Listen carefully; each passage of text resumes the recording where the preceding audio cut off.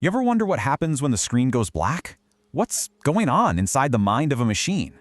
It sounds like sci-fi, I know, but it actually gets right to the heart of what it means to be, well, human. And believe it or not, it all kicks off with a little joke. So picture this. You ask some super advanced AI what it dreams about, and it hits you with this. Kind of funny, right? Like it's got a sense of humor or something. But underneath that little digital chuckle, yeah, there's something way, way deeper going on. See, that one little joke, it's like a key that unlocks this huge door to all these questions we're just now starting to even think about. And here's the crazy part. They're not really about machines. Nope, they're about us. All right, let's just dive right in with the biggest question of them all. Can a machine, something built from pure logic, just cold, hard data, can it ever really have a dream? I mean, that messy, weird, totally bizarre world we visit when we sleep.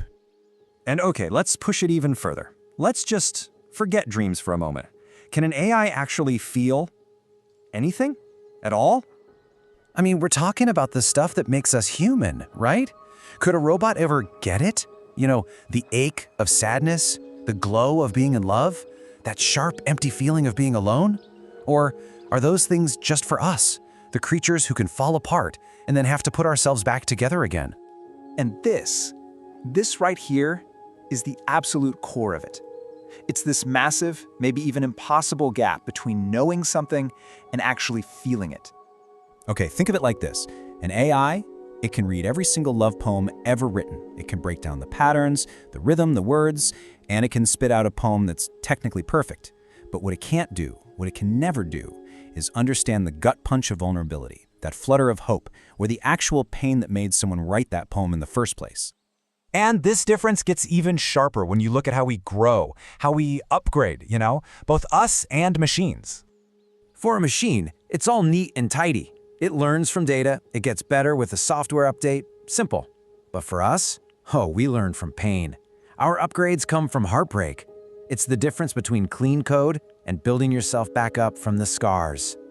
So, if we wanted to boil all this down into one simple, powerful idea, let's call it the human algorithm, it would probably look a little something like this. All right, first you have knowing. This is the AI's world. Imagine a perfect high-definition picture of the ocean. The AI can tell you its chemical makeup, the temperature to the decimal point, how deep it is, the name of every single fish. It knows the ocean perfectly.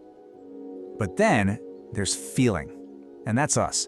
That's the shock of the cold water hitting your skin, the taste of salt on your tongue, the raw power of a wave pushing you back, that feeling of sand squishing between your toes. It's messy, it's sensory, and it's totally, completely real. See, you don't just know the ocean, you feel it. So what's the big deal? Why does any of this even matter? Well, as AI gets woven deeper and deeper into our everyday lives, figuring out this difference is more crucial than ever. It's what carves out our special spot in the world.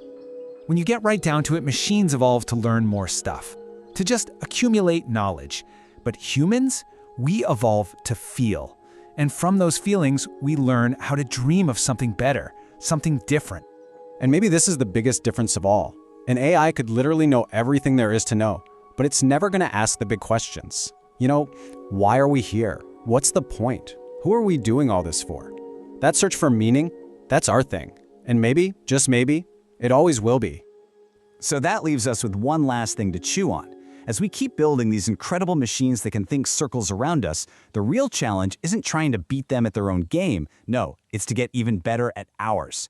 In a world full of artificial thought, what are we, the humans, going to choose to feel?